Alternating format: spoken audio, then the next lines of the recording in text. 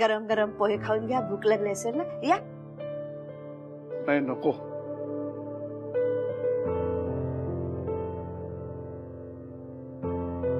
सचिन. भाऊजी बाहेर काढा ना मला इकडून.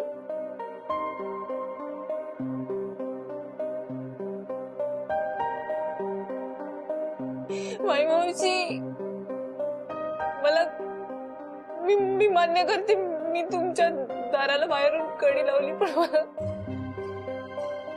स्वप्नातही वाटलं नव्हतं असं काहीतरी होईल. सौरभ, सचिन, चला घ्या बरं, हे घ्या. अरे काय रे, सावकाश बाळा. जा जा, हात पाण्याखाली धर. जा जा जा जा. सौरभ घे. ठेव. मला बाहेर काढा ना कोणीतरी. मी खरंच चुकले. मी पुन्हा असं कधीच नाही करणार. मी हात जोडते तुमच्या समोर. मला इकडेच बाहेर काढा ना.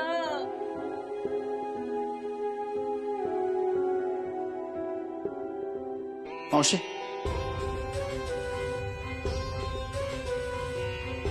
कुठे चाललीस? अरे कालपासून अन्नाचा कण नाही रे तिच्या पोटात. मला नाही रे बघवत तिची अशी अवस्था. ऐक ना मावशी, ऐक ना मावशी. काढा ना बाहेर.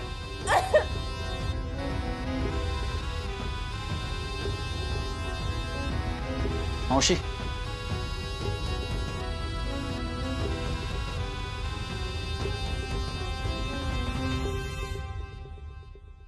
नको घडूस. तिचा असा आवाज नाही रे मला ऐकवत. त्रास मलाही होतो, आणि आपण काही तिचे वैरी नाही होत मावशी. याआधी अनेक वेळा तिच्या चुका आपण पोटात घातल्यात, माफ केलंय. पण यावेळची गोष्ट जरा वेगळी आहे.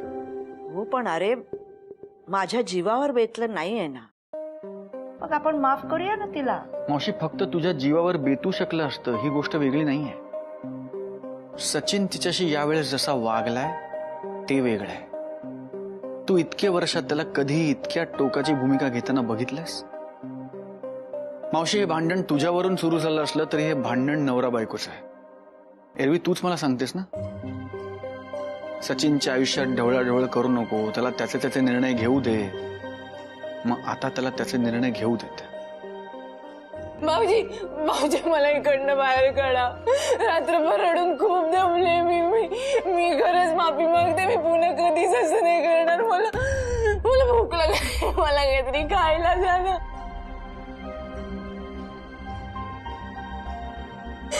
सचिन सचिन.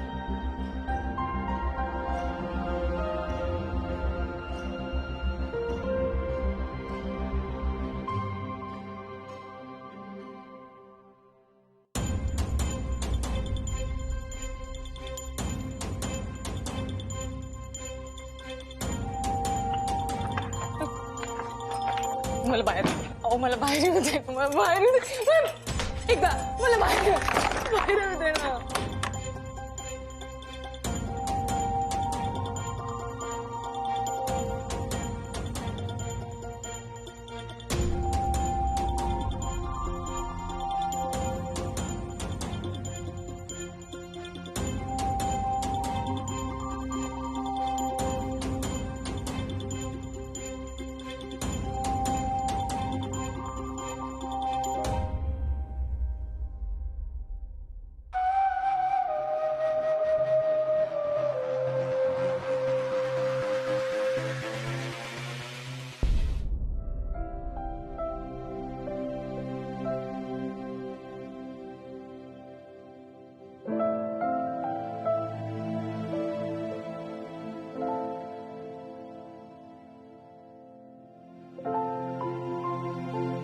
मी घरी आल्यापासून बघते घरात वेगवेगळंच काय काय घडतंय. पण तू दिलेलं वचन मी विसरले नाही. एका महिन्याच्या आत मोठी सून घरात आणणार आहेस असं तू मला म्हणाला होतास. लक्षात आहे ना तुझ्या?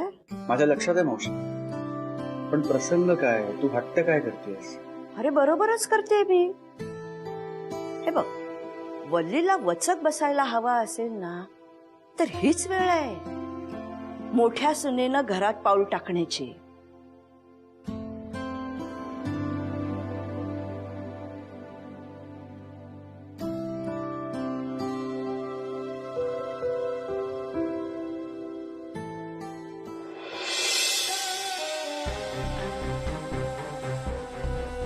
माझं कुटुंब आज मला एकटं पाडतंय.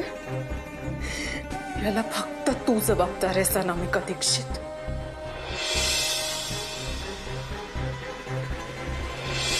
पण एक दिवस असा येईल ना की तूच एकटी पडशील.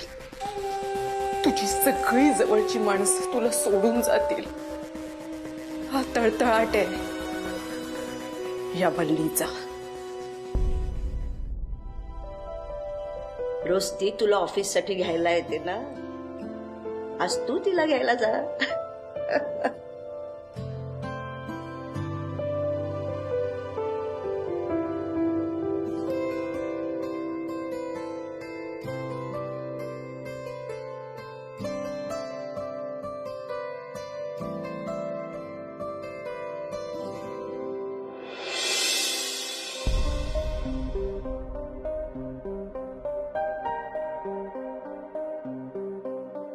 वल्ले, ए वल्ले,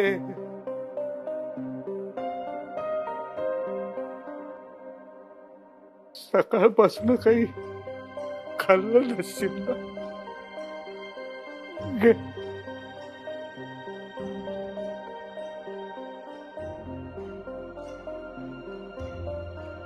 नाश्ता करायचा थांबलोय तुझ्यासाठी. घे बाळा घे.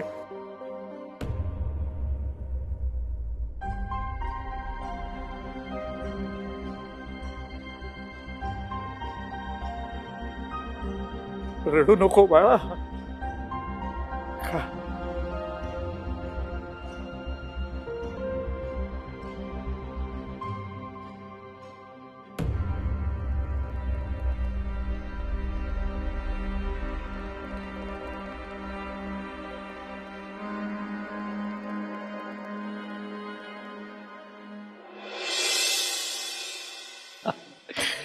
इकडे इकडे या परत. અહીંયા राख અહીંયા राख. आणि इकडे आहे ना आपण एक मोठा असा सेल्फ आणूया. Yes. आपण ग्रामोफोनच्या रेकॉर्ड ठेवू शकतो त्यावर. अरे बेटा जसं तू सांगणार तसं करणार. आता तू माझी दिकरी आहे की नाहीये. तू फक्त बोल काय करायचं आहे ते. आणि तू काय बघतोय फटाफटी डायनिंग टेबलची चेअर घे आणि इकडे ठेव ठेव इकडे. पण एक मिनिट मला हे कळत नाही की हे डायनिंग टेबल किती छोटा आहे. इथे तू आणि राजाची फॅमिली इकडे कशी फिट होणार. तू ठेव ना. नाही काही प्रॉब्लेम नाही. आईला सांगू ना आपण मोठा टेबल तयार करायला. कशाला. मी आहे ना. अरे मी तुला गिफ्ट देणार. हा तुमच्या तो टेरेस आहे ना मोठा तिकडे मोठा डायनिंग टेबल आणूया. अरे काय बघतोय फटाफट चेअर घे इकडे. आणि इकडे आपण काय करूया. अरे काय मी बोललेलो ना तुला मी मॅनेज करेल. पण तुला माझ्यावर ट्रस्टच नव्हता. हे बघ असं काही नाहीये. ट्रस्ट होता पण राधे पिशव्या घेते जरा. बघ मला सरप्राईज दीक्षित मॅडम नमस्कार. आज येणार होते का हितेंचे बाबा. मी विसरते का काही. नाही ग मम्मा. उलट मलाच केवढं मोठं सरप्राईज मिळालं माहितीये. हितेंचे बाबा असे अचानक दारू उघडून आले. अँड यू नो व्हॉट एवढं मोठं सरप्राईज आहे तुम्ही गेसच नाही करू शकणार. आम्ही नाहीच गेस करणार. हार्ट अटॅक येईल मला. तू सांग काय आहे ते. ओके. हितेंच्या बाबांनी आम्हा दोघांना लिव्ह इन मध्ये राहण्याची परमिशन दिलेली आहे.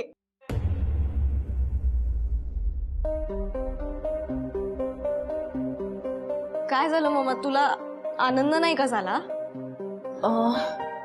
कसं काय झालं हे.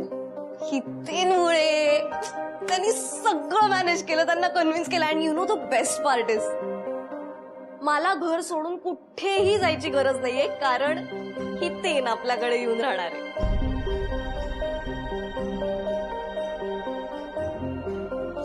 अगं तू आपलं काहीही सांगायचं आणि आम्ही ऐकून घ्यायचं का. अरे नाही ना आजी माझी दिकरी आहे ना, करेक्ट सांगते. हो, हे बघा, ही त्यांची बॅग.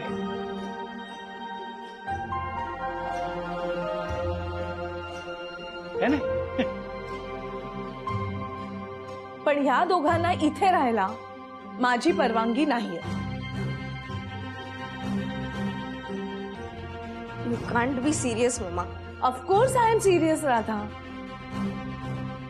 लिव्ह इन रिलेशनशिप म्हणजे तुम्ही दोघांनीही स्वतंत्र राहायचं, स्वतःचे पैसे स्वतः कमवायचे, स्वतःचा खर्च स्वतः भागवायचा. आता हे जे नुसते फिरताय ना, त्यापेक्षा स्वतःची जबाबदारी स्वतः घ्यायची. हे इतकं सिंपल चित्र आहे माझ्या डोळ्यासमोर. पण आमच्या डोळ्यासमोर वेगळं चित्र आहे ना. मी मस्त सकाळी बेडवरनं उठणार, तुझ्या हातची कॉफी पिणार, आजू सोबत टाइमपास करणार, मग हितेन बरोबर चिल करणार. आणि आय अग्री ना की हितेन जेव्हा राहायला येईल तेव्हा त्याच्याबरोबरच्या ज्या काही इम्प्लिकेशन्स असतील आम्ही करू त्या हँडल. मग हितेनचं कपाट येईल त्याबरोबर, त्याचं सगळं सेटिंग वगैरे ते सगळं हितेनचे बाबा करून देणार. हो, मी करणार. नाही सांगणार.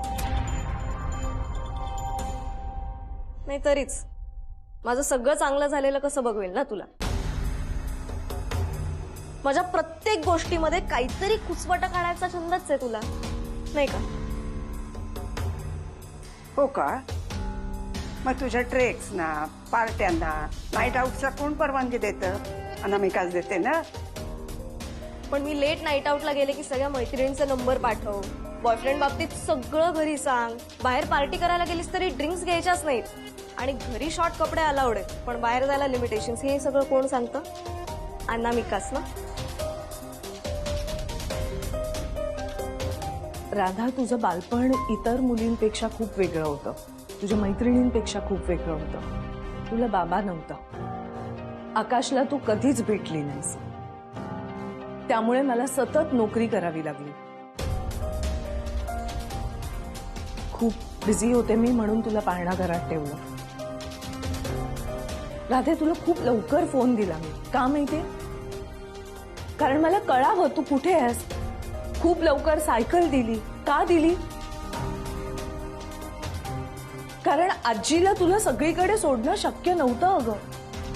पण जेव्हा तू अशी वागतेस तेव्हा मला प्रश्न पडतो की या ज्या सगळ्या मुभा मी तुला दिल्या त्याबरोबर फ्री येणारी जबाबदारी कधीच कळली नाही का गं? कळलीये ना मम्मा, पण मला ती घ्यायचीच नाहीये. 22व्या वर्षी मुलीची जबाबदारी घेऊन मला माझं यंग एज असं वाया घालवायचंच नाहीये. मला मस्त मोकळं जगायचंय, बंधनं आणि जबाबदाऱ्या नसलेलं आयुष्य जगायचंय मला. आणि म्हणून हितेनसारखा मुलगा माझ्या आयुष्यात आहे आता. मी माझी सगळी ओझी आणि रिस्पॉन्सिबिलिटीज त्याच्या खांद्यावर टाकून देणार आहे आणि मी मस्त केअरफ्री जगणार आहे. मग घर शोधणं, ते चालवणं, कुटुंब सांभाळणं, हे सगळं वजन टाक त्याच्या खांद्यावर आणि राहा लिव्ह इन मध्ये. माझं काहीही म्हणणं नाहीये. तुमचं दोघांचं एकमेकांशी काय नातं आहे हे तुमचं तुम्ही बघा. पण या घरात 2 मुलांना मी सांभाळणार नाही. तुम्ही हर टाइम कशाला मला शॉक देताय राजाची मम्मा? अरे तुमची पोरगी तुमचा डोळा समोर राहील ते ऑप्शन असताना हितेन बरोबर कशाला बार पाठवायचं आहे तुम्हाला? तुम्ही राधाची मम्मी आहे ना, तुम्हाला काळजी नाही वाटत राधाची?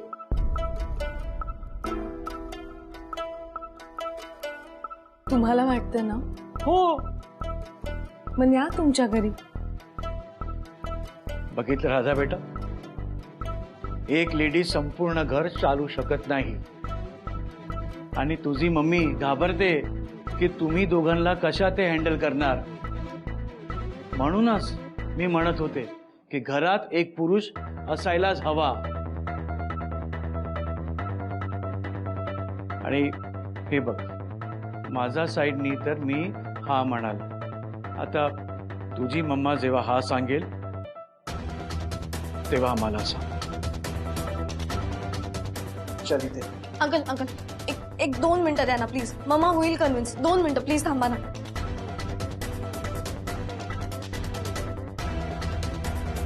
हितेन यार तू तरी सांग ना प्लीज. सांग ना. काय सांगणार ही ते त्या दिवशी तुझी मम्माच हा बोलली होती आणि आता त्यांनी पलटी मारली. आता आम्ही काय बोलणार? जास्त वेळ इथे थांबणार तर परत आमचा अपमान होणार. त्यापेक्षा आम्ही येतोय. हं? नमस्कार दीक्षित मॅडम.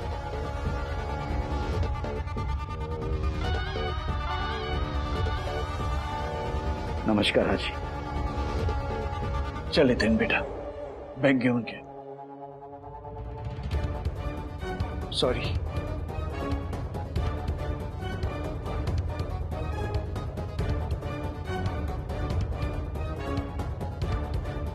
मम्मा तुझा काय प्रॉब्लेम आहे?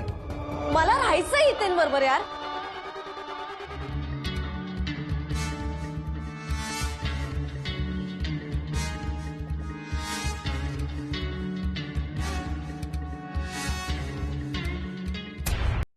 ऐका ना पप्पा. पप्पा हो बोल शिवजी. તમે મને શોખ ઉપર શોખ આપો છો. ડાયરેક્ટ इकडे राहा बोलले आता. इकडे रा बोललो ते नाटक होता रे. हं? हं? मग काही पागल छू की मी तुला सांगणार की तू इकडे राहा. अशी डेंजरस लेडी मध्ये तू राहा असं मी तुला सांगणार का? पागल. इकडे रा बोललो त्याच्यात कारण आहे. तू मेहता सेठ आहे ना, मेहता सेठ, त्याच्याकडे राधाची मम्मी आधी काम करायची आणि राधाची मम्माकडे पुण्यामध्ये एक से एक प्रॉपर्टी आहे. हं? आता तू मला बोल, शादी नंतर प्रॉपर्टी कोणाची? हा? माझी. अरे माझी असं क्वेश्चन मार्क नाही रे, तिकडे फुल स्टॉप आहे. असं म्हणायचं माझी. काय म्हणायचं? माझी. हा. हे सर्व बिझनेस आहे, धंदा आहे. पण पप्पा હું રાધાને પ્રેમ કરું છું. प्रेम, प्यार, मोहब्बत, इश्क, लव हे काही नाही, सगळं बिझनेस आहे, बिझनेस. आता आपण जे आज आग लावलेली आहे ना, वो देख अभी कभी ऐसे वो जलती है, जगरा मारती है, जग जग जग जग जग. चल चल चल चल चल. पण पप्पा राधा. ये, चल चल चल.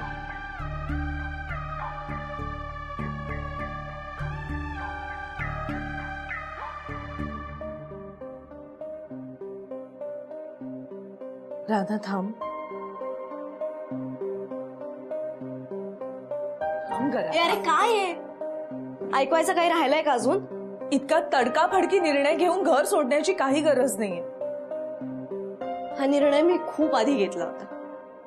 हा तेव्हा मला असं वाटलं होतं की तू मला समजून घेशील, आपण हो म्हणशील, हॅपीली घर सोडीन. पण तू अशी ऐन वेळेला जर पलटी खाणार असशील आणि परवानगीच्या नावाखाली फक्त स्वतःचं म्हणणं पुढे पुढे करणार असशील तर मी काय करू आणखी इथे राहून? काय करू आणखी थांबून? राधे तुला इतकी घाई झाली का ग घर हो सोडण्याची? का? कारण मला असं समजून घेणारं इथे कुणीही नाही. नो बडी. अगं राधा, हे बघ भांडण आपलं दोघींच आहे की नाही? मग जर मी तुला समजून घेत नाहीये याचाच अर्थ असा की तूही मला समजून घेत नाहीयेस. मम्मा, हे असे वाक्यांचे कीस पाडत बसणं किंवा त्याचे अर्थ लावत बसण्यात मला काहीही इंटरेस्ट नाही. तुला आधीच सांगितलंय, माझं बरोबर का तुझं बरोबर हे असे गेम्स खेळत न बसणारा मुलगा मी शोधलाय आणि त्याच्याकडे जायची मला घाई झाली. कुठे जाणार आहेस तू? ऑब्व्हियसली हितेनकडे. परवा हॉलमध्ये तुझी बॅग घेऊन खाली आले तेव्हा हितेनचा बाबा तुला घरात घ्यायला सरळ नाही म्हणाले होते. हे आठवतं ना तुला राधा? आहे ना लक्षात. पण तुला काही फरक पडतोय का त्याने? तू आता मगाशी क्लिअर केलंस ना आम्हाला की आमच्यापैकी कुणाच्याही घरी राहिलेलं तुला चालणार नाहीये. So fine. सो आम्ही कुणाच्या घरी राहिलो काय, बाहेर भटकत बसलो काय, फुटपाथवर राहिलो काय, तुला काय फरक पडणार आहे? Radha, mamma I am done. सरक यार, मला जाऊ दे.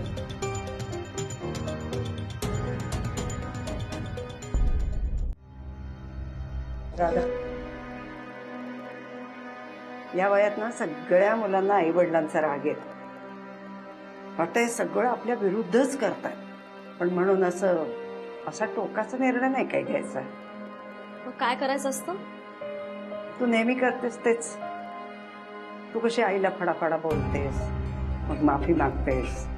म्हणजे तू आईला बोलतेस, त्याचं समर्थन नाही करत आहे मी, पण याच्यात आईवरचा राग मनात न साठवता बोलून टाकतेस, याच्यातच मला समाधान आहे. मग मला सांग, रडत बसू नकोस.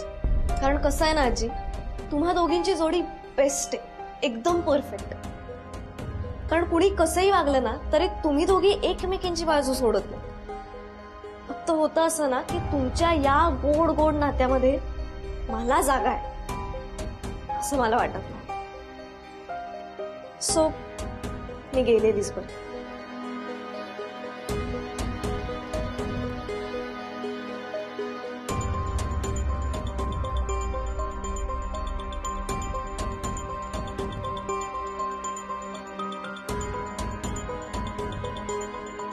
राधा राधा राधा प्लीज प्लीज थांब बाळा. मामा हात सोडा. पण मला हवी आहेस गो तू. पण मला नकोयस तू.